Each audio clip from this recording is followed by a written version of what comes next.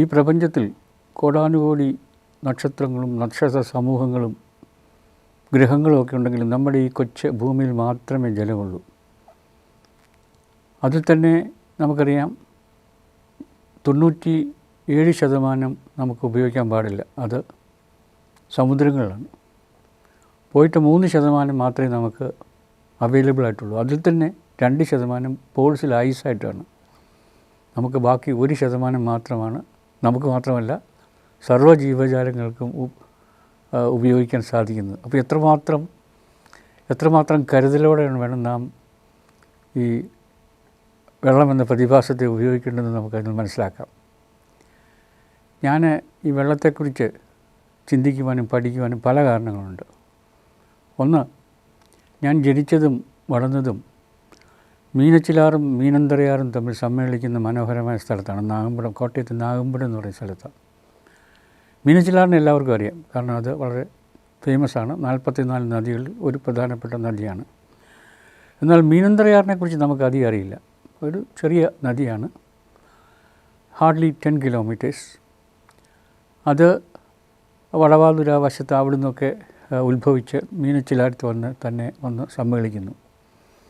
പക്ഷേ അത് സാംസ്കാരികമായി, സാമ്പത്തികമായി, പാരിസ്ഥിതികമായി വളരെ പ്രധാനപ്പെട്ടൊരു നദിയാണ് ഈ മീനന്തരയാറ്.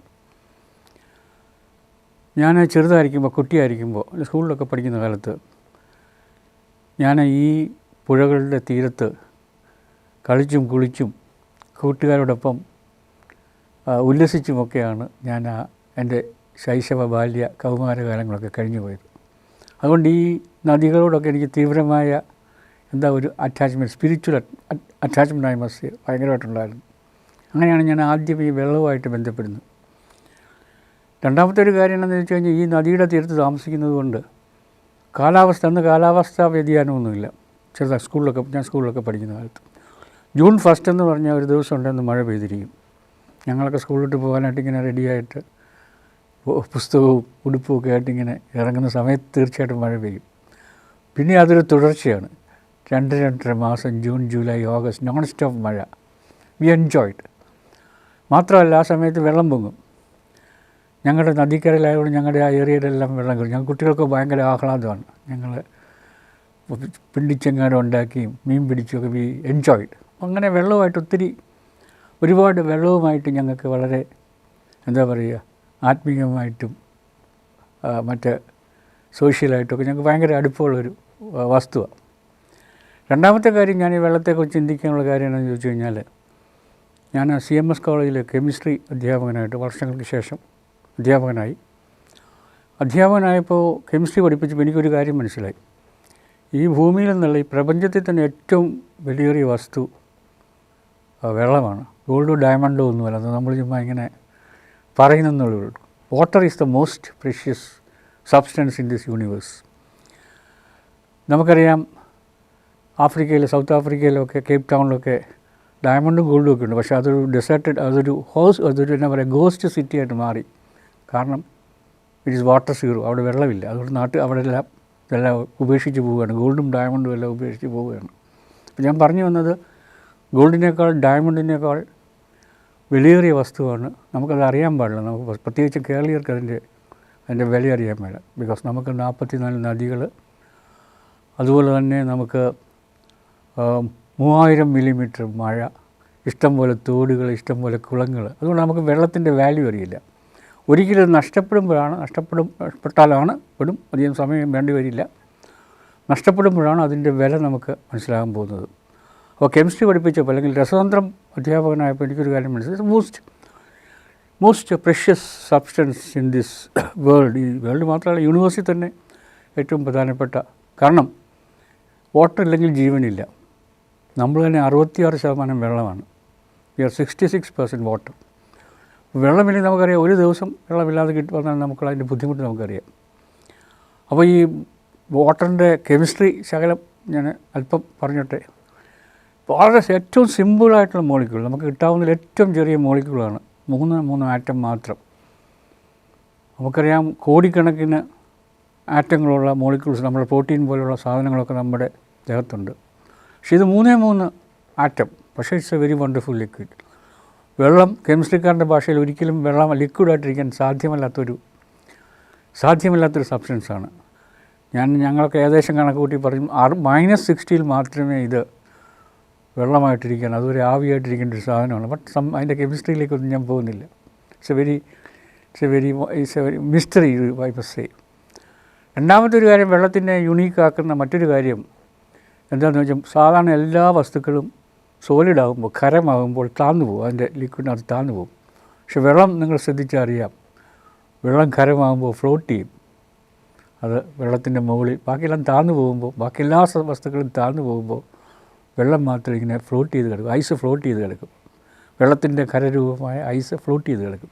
എന്തിനാണ് ഈ ഐസ് ഇങ്ങനെ ഫ്ലോട്ട് ചെയ്ത്, എന്തിനാണ് പ്രകൃതി അങ്ങനെ ഒരു, അല്ലെങ്കിൽ ഈശ്വരൻ അങ്ങനെ ഒരു പ്രതിഭാസം ഉണ്ടാക്കിയിരിക്കുന്നത്? കാരണം എന്താണെന്ന് ചോദിച്ചു കഴിഞ്ഞാൽ, വലിയ തണുപ്പ് വരുമ്പോൾ, തീവ്രമായ തണുപ്പ് വരുമ്പോൾ മഞ്ഞ് ഇങ്ങനെ വെള്ളത്തിൻ്റെ മുകളിൽ ഇങ്ങനെ ഫ്ലോട്ട് ചെയ്ത് കിടക്കും. ഭയങ്കരമായ തണുപ്പ് താഴോട്ട് വരാനായിട്ട് സമ്മതിക്കത്തില്ല. ഇതൊരു പുതപ്പായിട്ട് ആക്ട് ചെയ്യും. അതുകൊണ്ട് ഈ താഴെയുള്ള വെള്ളമായിട്ട് തന്നെ കഴിയും. അപ്പം മത്സ്യങ്ങൾക്കും മറ്റ് ജലജീവികൾക്കും യഥേഷ്ടം അവിടെ കഴിയാം. അതിനാണ് ഈ പ്രകൃതി ഈ ഒരു പുതിയ, എൻ്റെ കെമിസ്ട്രിയിലേക്കൊന്നും എൻ്റെ മറ്റ് ഡീറ്റെയിൽസിലേക്കൊന്നും ഞാൻ പോകുന്നില്ല. അപ്പോൾ ഇങ്ങനെ വളരെ വണ്ടർഫുൾ, നമുക്കൊന്നും അറിയത്തില്ല അതിൻ്റെ പ്രോപ്പർട്ടീസ്, നമുക്കതിൻ്റെ സ്വഭാവങ്ങളൊന്നും അറിയത്തില്ല. രണ്ടാമത്തെ കാര്യം ഇതാണ്, I could learn the mysteries of വാട്ടറിൻ്റെ ഫിസിക്കൽ ആസ് വെൽ ആസ് അതിൻ്റെ സ്പിരിച്വൽ മിസ്റ്ററീസെ കുറിച്ച് പഠിക്കാനായിട്ടൊരു ദീർഘവർഷം സാധിച്ചു. മൂന്നാമത്തെ ഒരു കാര്യം എന്താണെന്ന് ചോദിച്ചാൽ, ദീർഘവർഷം മുമ്പ് ഒരു ലേഖനം വായിച്ചു. മാതൃഭൂമി എന്നൊരു ലേഖനമാണ്. ഒരു 10-15 കൊല്ലെങ്കിലും മുമ്പായിരുന്നു. അന്നിങ്ങനെ വെള്ളത്തിനെക്കുറിച്ച് ക്രൈസിസ് ഒന്നും വന്നിട്ടില്ല. ഇന്ത്യയുടെ വാട്ടർമാൻ എന്ന് പറയപ്പെടുന്ന രാജേന്ദ്ര സിംഗ് എന്ന് പറയുന്ന അദ്ദേഹം രാജസ്ഥാനിലെ തന്നെത്താനെ 7 നദികൾ ഏതാണ്ട് ഒറ്റയ്ക്ക് പുനർജീവിപ്പിച്ച, നമ്മുടെ 10-1 പോലും മഴയില്ലാത്ത രാജസ്ഥാനിലെ 7 നദികൾ പുനർജീവിപ്പിച്ച, ഓൾമോസ്റ്റ് സിംഗിൾ ഹാൻഡഡ്ലി, കുറച്ചൊക്കെ സപ്പോർട്ട് ഉണ്ടായിരിക്കാം. അദ്ദേഹം പറഞ്ഞൊരു കാര്യമുണ്ട്. അദ്ദേഹം പറഞ്ഞു, നിങ്ങൾ മലയാളികൾ മണ്ടന്മാർ. ആ വാക്കാണ് അദ്ദേഹം ഉപയോഗിച്ച് തന്നെ, മലയാളികൾ മണ്ടന്മാർ. കാരണം എന്താണെന്ന് ചോദിച്ചു കഴിഞ്ഞാൽ, നിങ്ങൾക്ക് ഞാൻ ആദ്യമേ സൂചിപ്പിച്ചോളൂ, നിങ്ങൾക്ക് 44 നദികൾ, ഇഷ്ടംപോലെ ജലസ്രോതസ്സുകൾ, 3000 മില്ലിമീറ്റർ മഴ, ലോകത്തെങ്ങും ഇല്ലാത്തൊരു വളരെ അപൂർവം കിട്ടുന്ന ഒരു സൗഭാഗ്യമാണ്. പക്ഷേ എങ്കിലും മാർച്ച് ഏപ്രിൽ ആകുമ്പോൾ നിങ്ങൾ കുടിവെള്ളത്തിനായിട്ട് നെട്ടോട്ടം ഓടുന്നു. You are idiots. നിങ്ങളെ അങ്ങനെ വിളിച്ചെങ്കിൽ മാത്രമേ അതിനൊരു ആപ്റ്റ് വേർഡ് ആവുള്ളൂ എന്ന് അദ്ദേഹം പറഞ്ഞു. അത് ഞാൻ ചലഞ്ച് ചെയ്ത് 10-15 വർഷം മുമ്പ് ഞാൻ വായിച്ചത്. ഞാൻ വിചാരിച്ചു ശരിയല്ല, അദ്ദേഹം പറഞ്ഞത് നമുക്ക് ഇത്രയും നല്ല ജലസ്രോതസ്സുകളുണ്ടായിട്ട് എന്തുകൊണ്ട് നമ്മൾ ഇതിനെ ഇങ്ങനെ നശിപ്പിക്കുന്നു? നമുക്ക് വി ഡു നോട്ട് നോ ഇതിൻ്റെ വാല്യൂ അറിയാൻ പാടില്ലാത്തതുകൊണ്ട് തന്നെയാണ് എന്ന്. അങ്ങനെ 2-3 കാര്യങ്ങൾ, വേറെ കാരണങ്ങളുണ്ടായിരിക്കാം. പക്ഷേ ഈ മൂന്ന് കാരണങ്ങളാണ് എന്നെ ഈ വെള്ളത്തിലേക്ക് അടുപ്പിച്ചത്. ഞാൻ ആദ്യമേ സൂചിപ്പിച്ച പോലെ മീനച്ചിലാറും മീനന്തരയാർ ഭയങ്കരമായിട്ട് പൊല്യൂട്ടഡായി.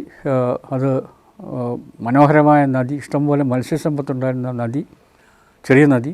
അതെൻ്റെ ഞങ്ങളുടെ എൻ്റെ വീടിൻ്റെ പറമ്പിൻ്റെ അങ്ങനെ ബൗണ്ടറിയിലാണുള്ളത്. സോ കുഞ്ഞുനാളിലോട്ട് ഞാൻ ആദ്യമേ പറഞ്ഞ പോലെ എൻ്റെ ഒരു ആത്മാവിൻ്റെ ഭാഗമാണ്. അത് നശിക്കുന്നത് കണ്ടപ്പോൾ എനിക്ക് ഭയങ്കര വിഷമം തോന്നി. ഞങ്ങൾ ഗ്രീൻ ഫെറ്റേണിറ്റി എന്ന സംഘടനയുണ്ടായി, അത് ക്ലീൻ ചെയ്തു. അതൊരു വേറൊരു കഥ, അത് ഞാൻ വേറൊരു അവസരത്തിൽ ഡീറ്റെയിൽ ആയിട്ട് പറയാം എങ്ങനെ സംഭവിച്ചു എന്നുള്ളത്.